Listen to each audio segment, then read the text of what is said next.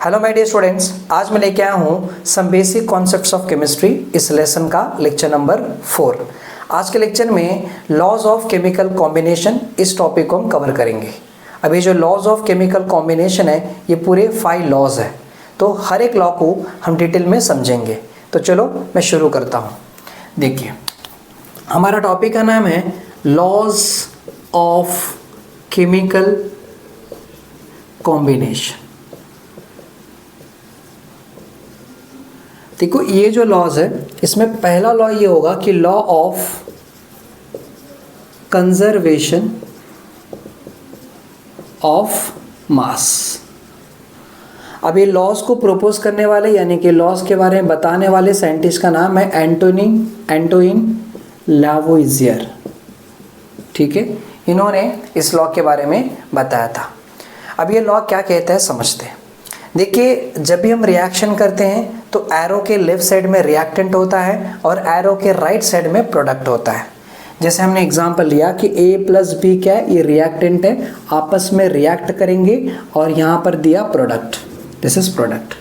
तो ये हो गया रिएक्टेंट और ये हो गया प्रोडक्ट।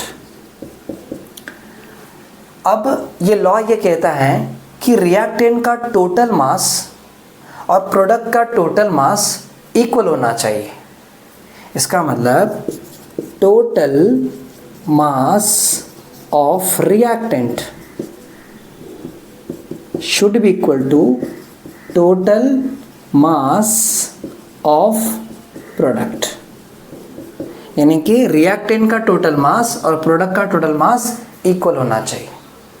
मतलब मास can neither be created nor destroyed।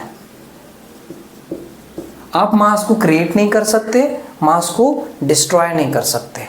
जो मास यूनिवर्स में है वो उतना ही रहेगा। ज़रा एग्जाम्पल के साथ समझते हैं। जैसे हाइड्रोजन और ऑक्सीजन दोनों मिलकर H2O लिक्विड बना दिया, यानी कि वाटर। अब देखो, यहाँ ये रिएक्शन बैलेंस नहीं हो रहा है क्योंकि यहाँ पर एक ऑक्सीजन है, यहाँ पर 2 ऑक्सीजन है, तो यहाँ मैं इसको 1/2 कर देता हूँ। पहले एक बात समझ लो कि हाइड्रोजन इधर जो रहता है ना, ये हमेशा मोल होते हैं। तो इधर 1 mole of H2, half mole of O2 and 1 mole of H2O। तो जो भी यहाँ पर लिखा रहता है एलिमेंट, उसके बाजू में जो नंबर दिखता है वो मोल बताता है। तो 1 mole of H2, half mole of O2, 1 mole of H2O, right. अब आपको हम पिछले लेक्चर में बता दिए मोलार मास के बारे में बताया। इसका यूनिट होता था ग्राम पर मोल, यानी कि 1 मोल एलिमेंट का जो मास होता है उसे कहते हैं मोलार मास, या 1 मोल कंपाउंड का जो मास होगा उसे कहते हैं मोलार मास। तो जैसे हाइड्रोजन का मोलार मास होता था 1 ग्राम पर मोल, जैसे कार्बन का हुआ 12 ग्राम पर मोल, नाइट्रोजन का हो गया 14 ग्राम पर मोल, ऑक्सीजन का 16 ग्राम पर मोल, सल्फर का 32 ग्राम पर मोल। 1 मोल में इतने ग्राम होते, 1 मोल में इतने ग्राम होते, है कि नहीं। अभी देखो, यहाँ पर अगर इसको इधर मल्टीप्लाई करोगे तो 2 टाइम्स ऑफ हाइड्रोजन हो जाएगा, 2 1 जा 2, यानी कि 2 हाइड्रोजन एटम है। एक हाइड्रोजन का होता है 1 ग्राम पर मोल, तो यहाँ पर देखो कितने 2 हाइड्रोजन है तो 2 ग्राम हो जाएगा। इधर देखो, इसको आप इधर मल्टीप्लाई करोगे तो यहाँ पर 2, यहाँ 1/2 है, इधर O2 है ना, ये 2 यहाँ आ जाएगा तो इसे 2 से मल्टीप्लाई होगा, दोनों कटेंगे तो 1 times of O, 1 mole of oxygen atom हो जाएगा, इसको अगर ध्यान से समझोगे तो, राइट। तो देखो इधर क्या बता रहा है कि यहाँ पर एक ऑक्सीजन है, इधर एक ऑक्सीजन मतलब कितना 16 ग्राम, एक ऑक्सीजन का हो जाता है 16 ग्राम। इधर देखो 2 हाइड्रोजन है मतलब 2 ग्राम, एक ऑक्सीजन है मतलब 16 ग्राम, पूरा मिला के यहाँ आ रहा है 18 ग्राम। और इधर देखो दोनों का मिला के आ रहा है 18 ग्राम। तो इससे हमें ये समझा कि रिएक्टेंट का टोटल मास, प्रोडक्ट का टोटल मास दोनों इक्वल है। समझा। अब हुआ क्या होगा कि स्टार्टिंग में रिएक्टेंट यहाँ पर 16 ग्राम का ऑक्सीजन 2 ग्राम का हाइड्रोजन, ये दोनों क्या करेंगे, रिएक्ट करेंगे, रिएक्ट करके फाइनली क्या बन गया, प्रोडक्ट बन गया। तो जो यहाँ पर मास था वही मास यहाँ आ गया, यानी कि रिएक्टेंट का ही मास कहाँ ट्रांसफर हो गया, प्रोडक्ट में ट्रांसफर हो गया। यानी कि रिएक्शन करने से पहले जो टोटल मास होता है वही मास आपको प्रोडक्ट में दिखेगा। समझ रहे मेरी बात? अब आप बोलोगे सर आपने यहाँ पर हाफ कर दिया, हमने तो ऐसे रिएक्शन में देखते नहीं है ज़्यादातर। तो सिंपल सी बात है, आप ऐसा नहीं किया तो भी चलेगा, दूसरा तरीके से कर लो। H2O2 दोनों मिलाकर बन गया H2O, राइट। तो देखो यहाँ एक ऑक्सीजन है, इधर 2 ऑक्सीजन है, तो रिएक्शन बैलेंस नहीं हो रहा है, तो मैं यहाँ पर 2 कर लिया। 2 ऑक्सीजन हो गया, अभी 4 हाइड्रोजन हो गया, तो यहाँ पर 2 कर लिया, राइट। देखो अभी एक ध्यान से सुनो, यहाँ पर हाइड्रोजन है, पूरे कितने हाइड्रोजन हो गए, 4 हाइड्रोजन, मतलब इधर 4 ग्राम। इधर देखो O2 है, यानी कि ऑक्सीजन, एक ऑक्सीजन का कितना होता है, 16 ग्राम है। यहाँ पर 2 ऑक्सीजन है, मतलब 32 ग्राम हो जाएगा। इधर देखो 4 हाइड्रोजन है, 4 ग्राम, और 2 ऑक्सीजन है, मतलब 32 ग्राम। यहाँ टोटल मिला के आ रहा है 36 ग्राम, इधर टोटल मिला के आ जाएगा 36 ग्राम। तो देखो ऐसे किया वैसे किया, एक ही मतलब हुआ। बस इस पूरे कॉन्सेप्ट से हमें ये समझ में आ रहा है कि जो रिएक्टेंट का टोटल मास होता है वही मास प्रोडक्ट का भी होता है। फिर सेम कैसे हो जाता है, देखिए अब ये और ये एलिमेंट दोनों आपस में क्या किए, रिएक्ट किए। रिएक्ट करने से पहले इसका यहाँ पर था 16, इसका था 2, यानी कि रिएक्ट करने से पहले दोनों का अलग अलग से मिलाकर कितना आ रहा है, 18 आ रहा है। अब ये आपस में रिएक्ट करेंगे, रिएक्ट करके क्या बन गया, ये H2O बन गया। तो H2O का मास भी कितना रहेगा, दोनों मिक्स हो गए ना, तो मास उतना ही रहेगा जितना पहले था, तो अभी मास उतना ही रहेगा। क्लियर है? तो ये लॉ फाइनली क्या बता रहा है, ये लॉ ये बता रहा है कि भाई साहब जो रिएक्टेंट का टोटल मास होता है वही प्रोडक्ट का मास होता है। ये लॉ ये बताता है। समझ में आ रहा है? This is a law of conservation of mass. अभी हम नेक्स्ट लॉ को देखते हैं। लॉ का नाम है लॉ ऑफ डेफिनेट प्रोपोर्शन, वो हमारा सेकेंड लॉ है, तो इसको निकाल लेते हैं। देखो अभी हम देखते हैं सेकेंड लॉ। सेकेंड लॉ है कि law of definite proportion, law of definite proportion, इसी को कहते हैं कि लॉ ऑफ डेफिनेट कॉम्पोजिशन कहते हैं। ठीक है, इस लॉ को प्रपोज करने वाले साइंटिस्ट का नाम है कि जोसेफ प्रोस्ट। ये साइंटिस्ट हैं जिन्होंने इस लॉ को इस लॉ के बारे में बताया था। अब ये लॉ क्या बताता है, देखो हाँ क्या, यहाँ हम क्या करेंगे, हम एक कंपाउंड लेंगे जिसका नाम है क्यूप्रिक कार्बोनेट। क्यूप्रिक कार्बोनेट, देखिए क्यूप्रिक कार्बोनेट जिसका मोलिकुलर फॉर्मूला होता है CuCO3। अब इसका नेचुरल सैंपल लेंगे, नेचुरल सैंपल, और दूसरा सिंथेटिक सैंपल, सिंथेटिक सैंपल। ठीक है, अब इसमें आप ध्यान से देखोगे तो 3 एलिमेंट्स है, एक है कॉपर, दूसरा कार्बन और तीसरा ऑक्सीजन, ऐसे 3 एलिमेंट्स हैं।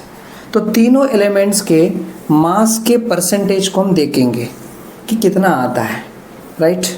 तो पहले हम देखेंगे परसेंटेज ऑफ कॉपर, ठीक है, दूसरा परसेंटेज ऑफ ऑक्सीजन, तीसरा परसेंटेज ऑफ कार्बन। यानी कि percentage of copper Cu, percentage of oxygen, percentage of carbon. तो हमने नेचुरल सैंपल में कॉपर का मास देखा और उसका आ रहा था 51.35, और ऑक्सीजन का आ रहा था 9.74, और कार्बन का आ रहा था 38.91। सिंथेटिक सैंपल में 51.35, 9.74 और 38.91। एग्जैक्टली इस लॉ का क्या मतलब है समझते हैं। देखो हमने क्या किया, ये जो क्यूप्रिक कार्बोनेट है इसका नेचुरल सैंपल को लिए, नेचुरल सैंपल मतलब जो नॉर्मल नेचर में अवेलेबल है, यानी कि नेचर से जो अवेलेबल है उसको नेचुरल सैंपल को लिया और उसमें कॉपर का कितना मास का परसेंटेज है देखे, इतना आ रहा था। Percentage mass of the oxygen का 9.74 आ रहा था और कार्बन का 38.91 आ रहा था।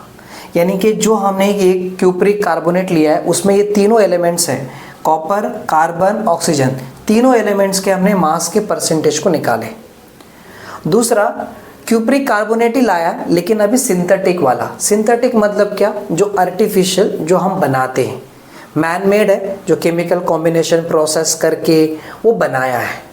तो जो यहाँ हमारा सिंथेटिक क्यूप्रिक कार्बोनेट है उसका हमने सैंपल लिया और उसमें कॉपर का परसेंटेज और ऑक्सीजन का परसेंटेज और कार्बन का परसेंटेज, इन तीनों के मासेस के परसेंटेज को निकाल के देखे तो ये नंबर और ये नंबर दोनों भी सेम आ रहा है।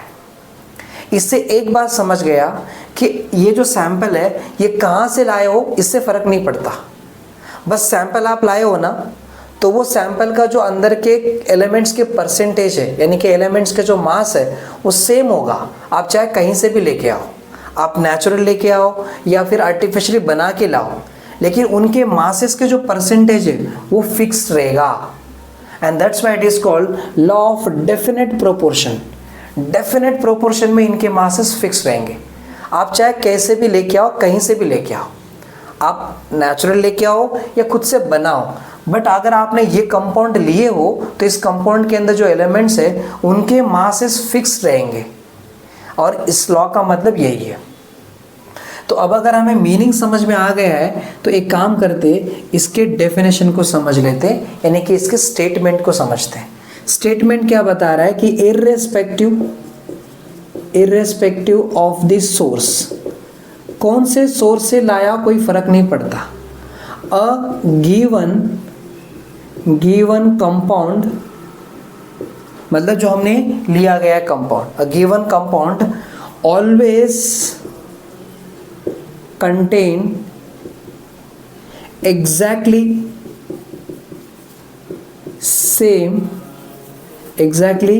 the same proportion of element by weights, मतलब जो उनका वेट्स का परसेंटेज है वो पहले से फिक्स रहेंगे। आप अगर आप जैसे इसके जगह पे कोई और भी कंपाउंड अगर आप लेते हैं और वो नेचुरल सिंथेटिक कुछ भी लेते हैं तो उनके अंदर के एलिमेंट्स का जो मास की परसेंटेज है वो फिक्स रहेगा, उतना ही रहना चाहिए। क्लियर है? तो ओवरऑल स्टोरी में क्या समझा कि आपका ये जो सैंपल है वो कहीं से भी लेके आओ, आप नेचुरल हो या सिंथेटिक हो, किधर से भी लेके आओ, लेकिन अंदर के जो एलिमेंट्स की परसेंटेज है, मास के परसेंटेज, वो फिक्स रहेंगे। जैसे एग्जाम्पल इसका देखा हमने। क्लियर हो गई? तो ये था लॉ ऑफ डेफिनेट प्रोपोर्शन जो कि सेकेंड लॉ है। अब हम देखेंगे थर्ड लॉ। ठीक है, देखो अभी हम देखते हैं थर्ड लॉ। ठीक है, सो यहाँ है लॉ ऑफ मल्टीपल प्रोपोर्शन। ठीक है, इसमें क्या होगा कि यहाँ पर हम दो एलिमेंट्स लेंगे, उन्हें कंबाइन करेंगे, एक नया प्रोडक्ट बनेगा। पर होता ये है कि एग्जाम्पल लेके समझते, हमने ए एलिमेंट लिया, बी एलिमेंट लिया, हम ए के साथ बी से ट्रीट किया, एक कंपाउंड बन गया। और वापस अगर यही एलिमेंट बी ए एलिमेंट से रिएक्ट करेगा तो एक नया कंपाउंड बनाएगा। इसका मतलब हम जब दो एलिमेंट को रिएक्ट कराएंगे तो जो कंपाउंड बनने वाले हैं वो एक से ज़्यादा बनेंगे, एक से ज़्यादा बनेंगे। एग्जाम्पल लेके समझते हैं। जैसे हमने यहाँ पर लिया कि हाइड्रोजन है और यहाँ है ऑक्सीजन है और ये ट्रीट की, दोनों से यहाँ पर रिएक्ट हुआ और फाइनल एक प्रोडक्ट बन गया H2O। समझा? यहाँ पर देखो, इधर मैं हाइड्रोजन ले रहा हूँ, ऑक्सीजन ले रहा हूँ, दोनों को रिएक्ट करा दिया तो एक प्रोडक्ट बन गया H2O2। अभी यहाँ पर ये रिएक्शन बैलेंस हो रहा है क्या? नहीं हो रहा है। यहाँ पर दो ऑक्सीजन है, इधर एक ऑक्सीजन है, तो एक काम करता हूँ यहाँ पर हाफ मोल ले लेता हूँ, तो O2 का हाफ कर दिया तो O हो जाएगा, तो O बन गया। अब ये कौन है? ये है हाइड्रोजन और ये है ऑक्सीजन और ये है वाटर, राइट। इधर हाइड्रोजन है, यहाँ ऑक्सीजन है और ये है हाइड्रोजन परऑक्साइड, हाइड्रोजन परऑक्साइड, ठीक है। देखो अब आपको पता है कि ये हाइड्रोजन और ये ऑक्सीजन है, लेकिन इधर भी हाइड्रोजन और ऑक्सीजन ही है, लेकिन यहाँ का प्रोडक्ट कुछ अलग बना है और यहाँ का प्रोडक्ट अलग बना है। दोनों सेम प्रोडक्ट नहीं है, लेकिन लेते वक्त रिएक्टेंट में सेम लोग हैं, hydrogen oxygen, hydrogen oxygen, right. लेकिन जो प्रोडक्ट बन रहा है वो अलग अलग बन रहा है। क्लियर हो रही मेरी बात? यहाँ देख लो, 2 हाइड्रोजन हो जाएंगे यहाँ पर, तो इसका 2 ग्राम मास हो जाएगा।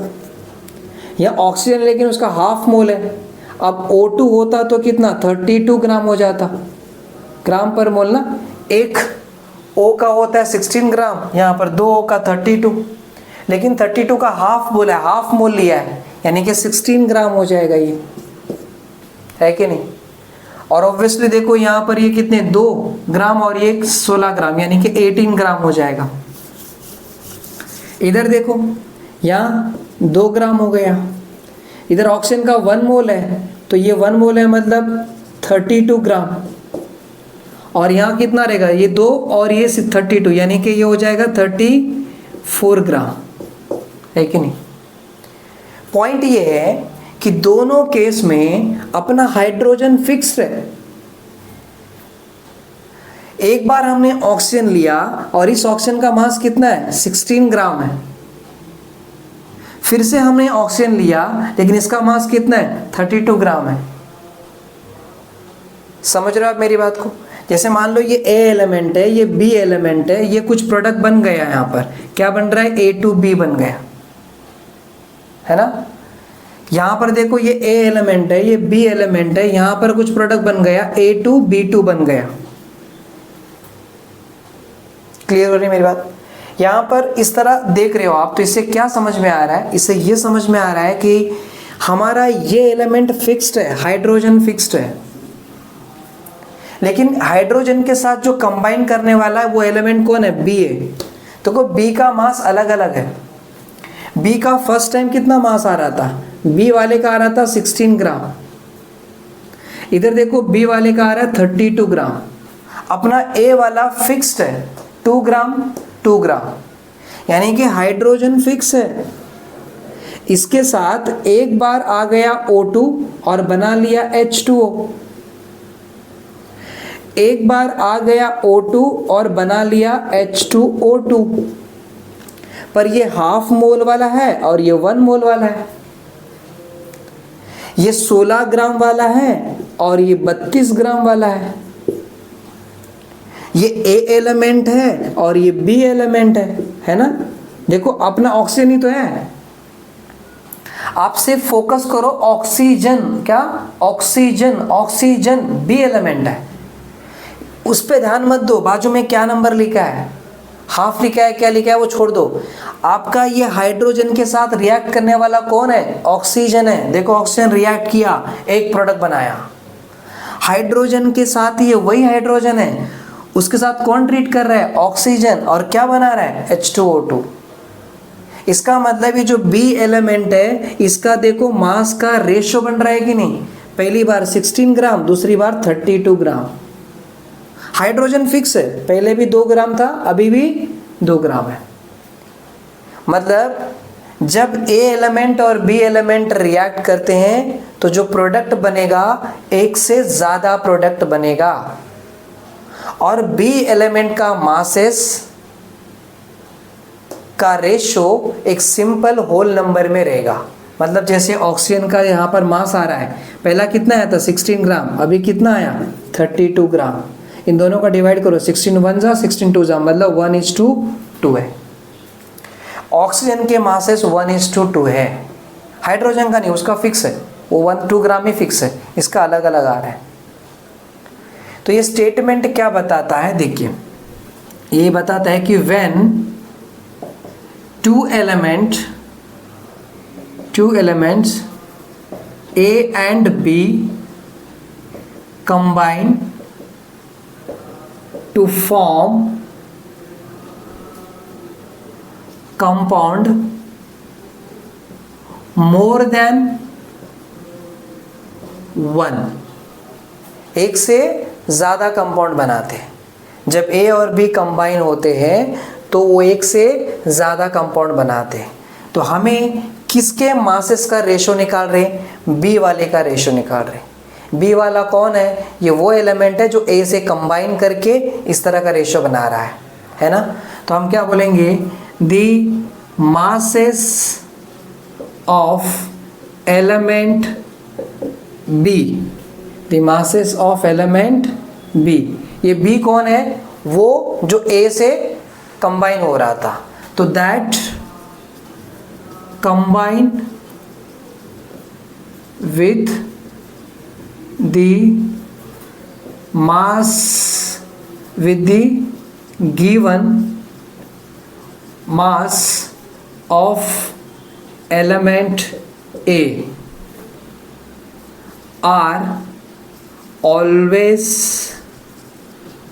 in the ratio of small whole number, small whole number।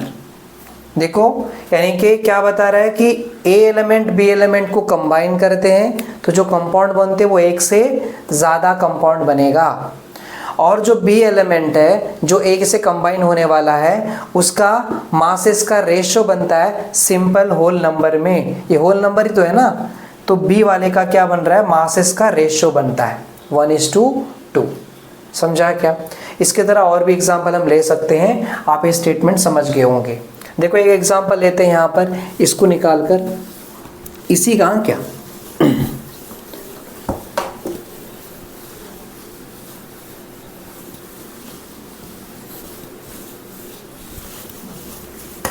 देखो यहाँ पर दूसरा एग्जांपल लेते हैं। जैसे एग्जांपल लिया हमने कि नाइट्रोजन है, नाइट्रोजन, और यहाँ बन गया ऑक्सीजन, इधर बन गया नाइट्रिक ऑक्साइड। क्या है ये है नाइट्रोजन और ये है ऑक्सीजन और ये नाइट्रिक ऑक्साइड, नाइट्रिक ऑक्साइड। ठीक है, देखो अभी यहाँ पर है ना, इसको मैंने हाफ कर लिया, हाफ मोल ऑफ N2 है, और यहाँ पर इसे भी क्या कर लेंगे हम इसको हाफ कर लिए, हाफ मोल ऑफ O2। अब एक नाइट्रोजन का कितना होता? 14 होता। यहाँ दो नाइट्रोजन है तो 28 का आधा कितना होगा? 14 ग्राम हो गया। दो ऑक्सीजन है मतलब 32, उसका आधा करेंगे तो 16 ग्राम, और जो इनका मिलाकर जो आता है वो ये आएगा। राइट, ये नाइट्रोजन 14 है और ये ऑक्सीजन है मतलब 16 ग्राम है कि नहीं? 14 ग्राम प्लस 16 ग्राम कितना होगा? 6 + 4 यहाँ पर 10, तो 1 ग्राम यहाँ पर 30 ग्राम हो जाएगा। ये 30 ग्राम का है और ये कितना है? 30 ग्राम का है, दोनों मिला के 30 ग्राम का है। ठीक है, ये एक केस हो गया। अब अभी हमने क्या किया? नाइट्रोजन को फिक्स करके रखा है। अब अगला केसेस देखते हैं। अभी मैं नाइट्रोजन लेता हूँ जो कि नाइट्रोजन गैस स्टेट में होता है जनरली, ये गैस स्टेट में है कि नहीं। और दूसरा यहाँ पर देखो हमने ऑक्सीजन लिया और ये रिएक्ट करेंगे, लेकिन इस बार नाइट्रोजन डाइऑक्साइड लूँगा, NO2, नाइट्रोजन डाइऑक्साइड है। चेक करते देखो यहाँ पर इसको मैंने हाफ कर देता हूँ और इस बार मैंने इसको ऐसे रखा। राइट, ये क्या है? यहाँ पर O2 है। देखो इसका कितना मास है? इसका तो 14 ग्राम ही होगा, क्योंकि दो नाइट्रोजन है तो 28 होगा, उसका आधा 14 हो जाएगा। यहाँ देखो O2 है, दो ऑक्सीजन है, 1 मोल ऑफ O2 है। अब एक ऑक्सीजन का कितना होता है? 16 होता है। यहाँ पर 2 मोल है, यानी कि ये कितना हो जाएगा? 32 ग्राम हो जाएगा। राइट, और ये दोनों मिला के देखो, यहाँ पर इन दोनों का मिला के ये आने वाला है, तो यहाँ 32 और ये 14 कितना हो जाएगा? ये 6 और ये 46, मतलब ये पूरा 46 ग्राम हो जाएगा। अब मुद्दा क्या है? देखो हमारा यहाँ पर फिक्स्ड एलिमेंट कौन सा है? ये ए वाले हैं, ये बी वाले हैं, ये ए वाला, ये बी वाला है। अभी ए वाला फिक्स है, अपना नाइट्रोजन फिक्स है, उसके साथ क्या ट्रीटमेंट हो रहा है? कौन आ रहा है? ऑक्सीजन आ रहा है। देखो नाइट्रोजन के साथ ऑक्सीजन आया और क्या बनाया? नाइट्रिक ऑक्साइड बना लिया। इसका नाम क्या है? इसका नाम है नाइट्रोजन, ये है ऑक्सीजन और ये नाइट्रोजन डाइऑक्साइड, नाइट्रोजन डाइऑक्साइड। ठीक है, नाइट्रोजन के साथ ऑक्सीजन आके बना लिया NO यानी कि नाइट्रिक ऑक्साइड। अब इसी नाइट्रोजन के साथ ऑक्सीजन आया और क्या बनाया? नाइट्रोजन डाइऑक्साइड बनाया। अब देखो ये A है, ये B वाला एलिमेंट है और ये B वाला एलिमेंट है, ऑक्सीजन ही तो है, तो B वाले एलिमेंट से कितना ग्राम वाला है? ये 16 ग्राम वाला है और ये 32 ग्राम वाला है। देखो ये 16 ग्राम वाला है, 32 ग्राम वाला है तो ऑक्सीजन ही है तो ऑक्सीजन ही है, लेकिन एक 16 ग्राम वाला ऑक्सीजन आया और एक 32 ग्राम वाला ऑक्सीजन आया और इस तरह का प्रोडक्ट बना रहा है। तो ये जो B एलिमेंट है, हमारा A एलिमेंट फिक्स है, it is a fix element, fixed element, ये फिक्स्ड है। जो साथ में ट्रीट करने के लिए आ रहा है वो कौन है? B वाला है। और उसका रेशो देखो, ऑक्सीजन के पहला कितना 16 ग्राम आया, दूसरी बार कितना है 32 ग्राम आया। इन दोनों का रेशो करेंगे 16 1 जा 16 2 जा, मतलब 1:2। तो जो B एलिमेंट का जो मासेस का रेशो है वो 1:2 आ रहा है। समझ में आ गया? तो बस स्टेटमेंट यही बताता है कि जो B एलिमेंट आके A से रिएक्ट करता है, B वाले का मासेस का सिंपल रेशो बनता है और रेशो होल नंबर में होते, उनके जो रेशो के नंबर है वो होल नंबर है, यानी कि 1 2 3 4 ऐसे रहेंगे। Right, you are getting my point? तो जो सेकेंड एलिमेंट्स है जो रिएक्ट कर रहा है B एलिमेंट, उसके मासेस के जो रेशो है वो सिंपल होल नंबर रेशो में रहेंगे। बस यही ये लॉ बताता है। और मल्टीपल प्रोपोर्शन है, फिक्स नहीं है। ऑक्सीजन का फिक्स है कि 16 ग्राम नहीं, यहाँ पर देखो 16 ग्राम 32 ग्राम, आगे जाके और भी आएंगे तो अलग अलग आते रहेंगे। क्लियर हो रही है मेरी बात? ठीक है, ये हमारा था थर्ड लॉ। अभी नेक्स्ट लॉ है हमारा फोर्थ लॉ। देखो अभी हमारा है fourth law, Gay Lussac law of gaseous volume, gaseous volume. ये लॉ क्या बताता है? व्हेन गैसेस आर कंबाइंड और are produced, then they do so simple ratio, they do so simple ratio by volume, provided all gases are at the same temperature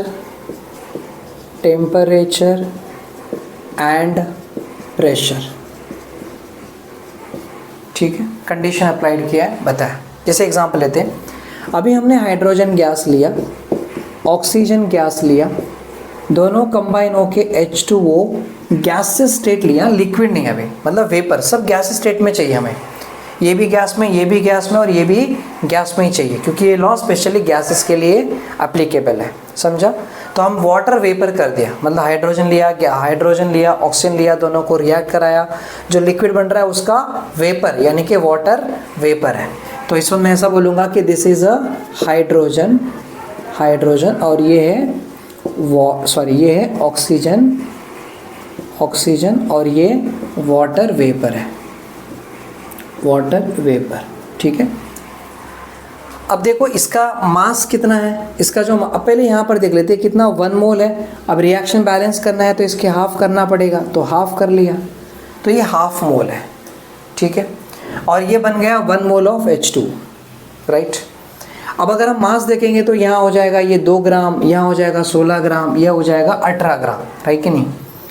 अब अगर हम example लेते हैं कि मान के चलो कि मैंने ये 100 ml ऑफ इसका वॉल्यूम ले रहा हूँ, क्या हाइड्रोजन का वॉल्यूम, ये 100 ml का वॉल्यूम है। ठीक है, अब ज़रा समझने की कोशिश करो, ये है 1 मोल और 1 मोल में मैंने कितना वॉल्यूम भरा है, 100 ml, तो ये कितना हाफ है, ये 1 के लिए 100 ml है, तो हाफ के लिए कितना हो जाएगा 50 ml, तो ये हो गया 50 ml। ठीक है, अब देखो 1 के लिए 100 है, तो यहाँ पर भी तो 1 मोल है ना, तो 1 मोल मतलब 100 ml। समझा? अब मेरी बात समझ रहे हो? मतलब अगर मैं कोई कंटेनर लिया, समझो यहाँ पर मैंने ऐसे कोई कंटेनर ले लिया, तो इसमें हाइड्रोजन हाइड्रोजन हाइड्रोजन हाइड्रोजन एक गैस मॉलिक्यूल भरे हुए हैं, कितनी पूरा स्पेस कितना है 100 ml। वैसे अगर मैं यहाँ कंटेनर लिया समझो इधर, तो इसमें है ना यहाँ H2O H2O H2O ऐसे ये सारे मॉलिक्यूल्स है, इसका पूरा कितना है हुआ 100 ml का इसका वॉल्यूम होगा।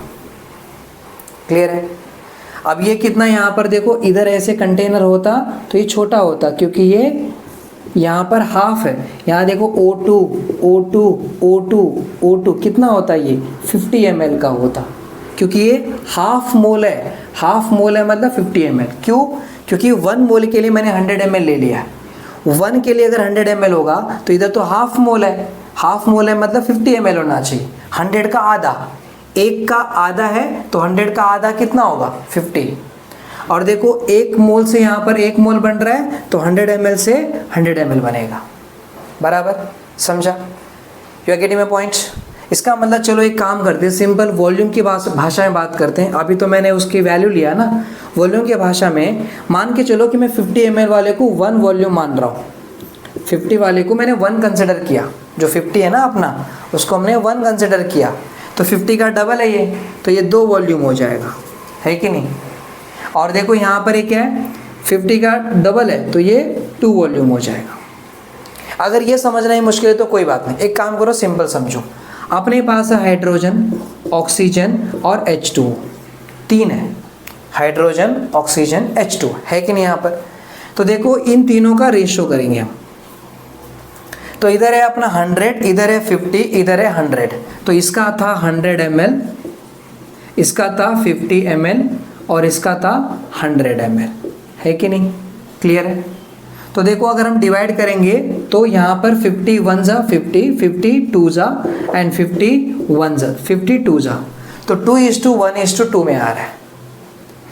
समझ में आ रहा है? मतलब मैं ऐसा बोल सकता हूँ ना कि ये 2 वॉल्यूम है और ये 1 वॉल्यूम है और ये 2 वॉल्यूम है। कन्फ्यूजन मत हो, सिंपल रखो। कहना क्या चाहता हूँ कि ये मैंने कंसिडर किया है, किसी ने बाहर से दिया नहीं। मैंने मान लिया कि मैं 100 ml का H2 गैस लेने वाला हूँ, तो मैंने इधर 100 ml लिख लिया। अब मेरा मतलब ये कि 1 मोल के लिए 100 ml गैस 100 ml का वॉल्यूम आ रहा है, तो फिर ये 1 का आधा मोल है ना, तो उसका 100 का आधा होगा। अब इधर 1 मोल का देखो 1 मोल, तो यहाँ पर 100 होगा, है कि नहीं? यहाँ पर क्लियर हो रही? थोड़ा इमेजिनेशन करो। देखो यहाँ पर अगर एक कंटेनर है ना, तो H2O H2O H2O H2O पूरे जगह पे भर जाएगा, और कितना स्पेस में भरेगा 100 ml में। क्योंकि यहाँ 1 क्यों आ रहा है, रिएक्शन बैलेंस होना चाहिए कि नहीं यहाँ पर, इसलिए तो 1 आ रहा है। आप ये मत बोलो कि सर यहाँ 1 है, इधर हाफ है, तो 1.5 आना चाहिए यहाँ पर। कैसे हो सकता है? 1.5 नहीं आएगा। मैंने पहले कहा हमारा law of conservation of mass क्या बता रहा था, मासेस दोनों जगह सेम होना चाहिए, इसलिए नंबर ऑफ मोल्स को भी क्या करना पड़ेगा, सेम करना पड़ेगा, बैलेंस करनी पड़ेगी। You are getting my point? तो ये वाला उसका मीनिंग हो गया। दूसरा एग्जांपल लेके समझते, जैसे मान लो कि हमने नाइट्रोजन गैस ले लिया, ठीक है, ऑक्सीजन गैस ले लिया, ये जाके आगे जाके क्या बन गया कि अमोनिया गैस बन गया। यहाँ पर मतलब क्या बता रहा है, व्हेन गैसेस आर कंबाइन और आर प्रोड्यूस, जब गैसेस कंबाइन होंगे और गैसेस बनेंगे तो उनका सिंपल रेशियो में होगा बाय वॉल्यूम। उनके वॉल्यूम का रेशियो सिंपल होना चाहिए। इसका वॉल्यूम 2, इसका वॉल्यूम 1, इसका वॉल्यूम 2, तो 2:1:2 इस तरह रेशियो बनना चाहिए। मतलब वो जो अपना गैसेस है, गैसेस के वॉल्यूम का रेशियो बनना चाहिए, बस यही लॉ बताता है। और एक कंडीशन अप्लाइड है कि हाइड्रोजन ऑक्सीजन वाटर जितना भी रहेंगे सेम टेम्परेचर सेम प्रेशर के यहाँ पर होना चाहिए। You are getting my point? तो इस लॉ का एग्जैक्टली कॉन्सेप्ट क्या है? कॉन्सेप्ट ये है कि जो भी आप गैसेस ले रहे हो, कंबाइन कर रहे हो, और उससे जो नया गैस प्रोड्यूस हो रहा है, उन तीनों का या उन सब का वॉल्यूम का रेशियो करो। और वॉल्यूम का रेशियो बहुत ही सिंपल आता है, 2:1 1:2 ऐसे आएंगे। वही ये लॉ बता रहा है, समझा। अब इसका एग्जांपल देखते हैं यहाँ पर। जैसे दूसरा एग्जांपल लिया मैंने, नाइट्रोजन गैस है और ऑक्सीजन गैस है और अमोनिया गैस बन गया, है ना। अभी रिएक्शन बैलेंस माफ़ करना, यहाँ अमोनिया नहीं बन गया, इधर हाइड्रोजन होना चाहिए कि नहीं यहाँ पर। तो रिएक्शन बैलेंस हो रहा है क्या, देखो बैलेंस नहीं हो रहा है। यहाँ पर एक नाइट्रोजन है जबकि यहाँ पर एक काम करता हूँ, यहाँ पर 2 कर लेता हूँ, तो यहाँ हो जाएगा यहाँ 2, ठीक है। इधर लिखता हूँ 3, तो 2 3 = 6। देखो 6 हाइड्रोजन 2 नाइट्रोजन, 6 हाइड्रोजन 2 नाइट्रोजन। अब इधर आ रहा है 1 मोल, इधर आ रहा है 3 मोल, इधर आ रहा है 2 मोल। अब मैंने बोल दिया कि 1 लीटर होगा, यहाँ पर इसका वॉल्यूम लिया 1 लीटर। तो 1 मोल के लिए 1 लीटर है, तो 3 मोल के लिए कितना, 3 लीटर होना चाहिए। यहाँ 2 मोल के लिए कितना, 2 लीटर होना चाहिए। अब ये नंबर ऐसे क्यों आता है पता है ना, रिएक्शन बैलेंस करने के लिए लेते हैं। बैलेंस क्यों करना पड़ता है, क्योंकि दोनों तरफ मासेस सेम आना चाहिए, इसलिए बैलेंस करनी होती है। अब देखो इसका 1 लीटर, 3 लीटर, 2 लीटर, मतलब ये 2 वॉल्यूम आ रहा है, ये 3 वॉल्यूम आ रहा है और ये 1 वॉल्यूम आ रहा है। हम बस वॉल्यूम समझने के लिए ऐसा लिख रहे हैं, बट एक्चुअली क्या है, एक्चुअली वॉल्यूम तो ये है ना, कितना वॉल्यूम कवर किया है, तो ये वॉल्यूम है। अब इनका हम रेशो करेंगे, क्या करेंगे, रेशो। कैसे रेशो करेंगे, देखो नाइट्रोजन और हाइड्रोजन और अमोनिया, इन तीनों के वॉल्यूम के रेशो करो, ठीक है। Nitrogen is to hydrogen is to ammonia, इसका आ रहा है 1, इसका आ रहा है 3, इसका आ रहा है 2, तो 1:3:2। क्लियर है। तो जो गैसेस कंबाइन हुए और जो गैसेस प्रोड्यूस हुए उन सब के वॉल्यूम के रेशो एकदम सिंपल आ रहा है, वही ये लॉ बताता है। क्लियर हो गई मेरी बात, पक्का। तो अभी हम आगे बढ़ते हैं और नेक्स्ट लास्ट 5th लॉ पे जाते हैं, ठीक है। अभी हम समझते हैं नेक्स्ट 5th लॉ। तो यहाँ पर है एवोगैड्रो लॉ, एवोगैड्रो लॉ। अब ये लॉ क्या बताता है, देखो यह बताता है कि इक्वल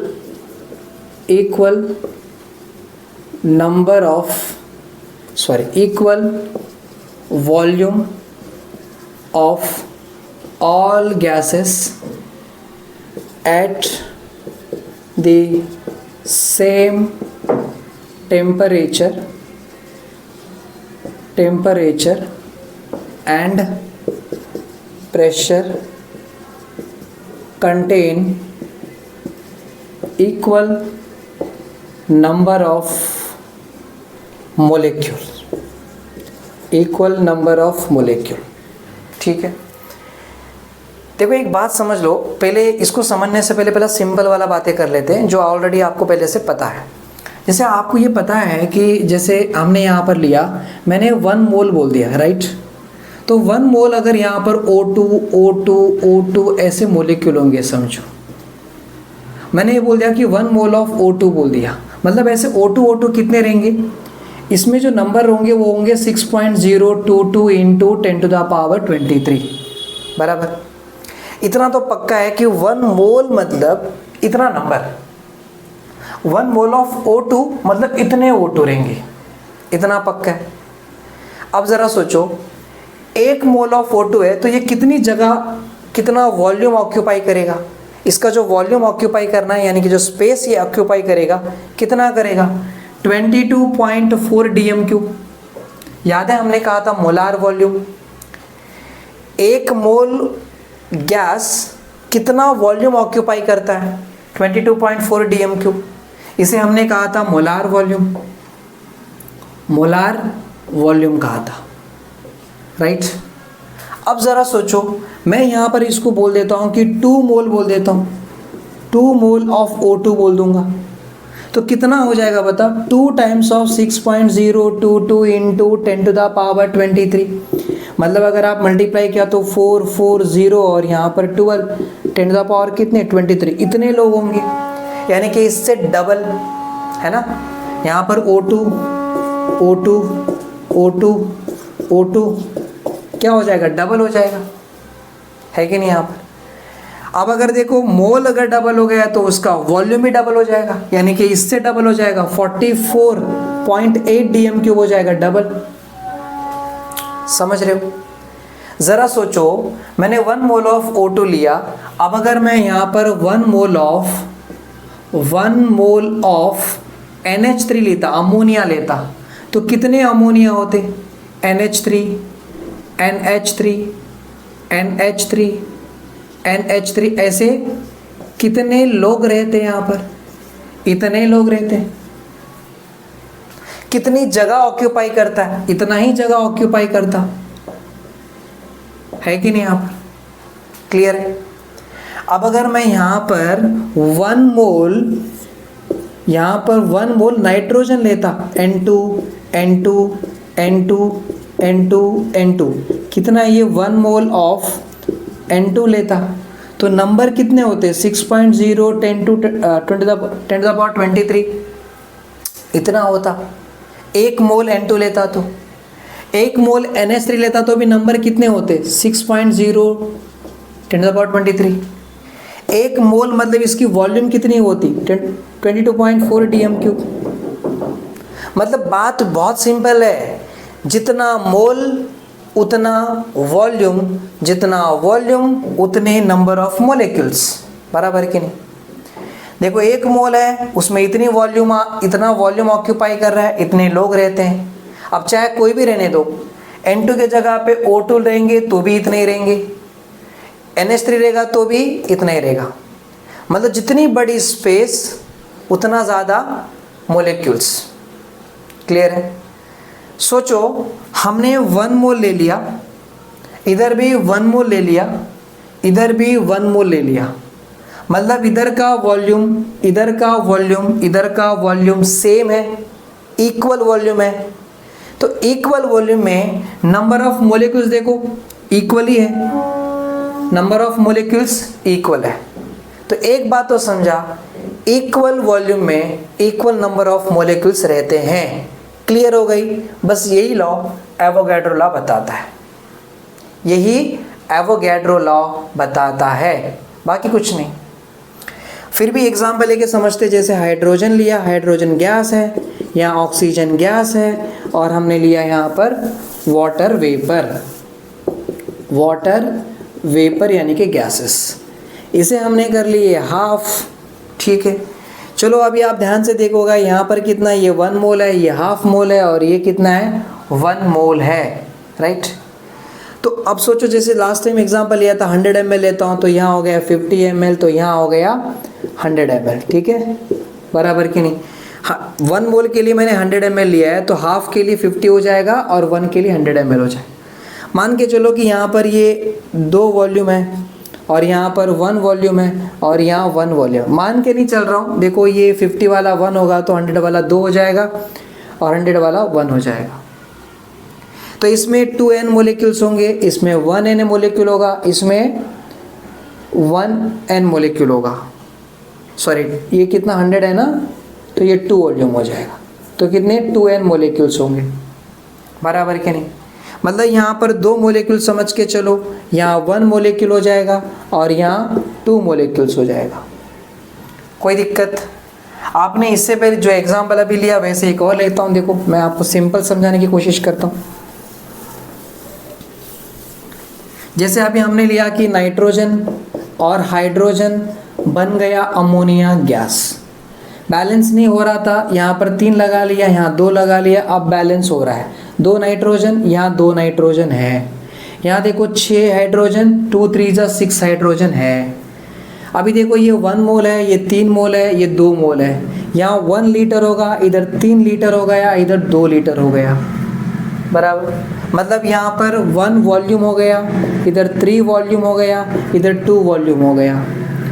1 वॉल्यूम में 1 मोलेक्यूल्स होंगे, 3 मोलेक्यूल्स होंगे, 2 मोलेक्यूल्स होंगे, मतलब 2n मोलेक्यूल्स होंगे, है कि नहीं यहाँ पर?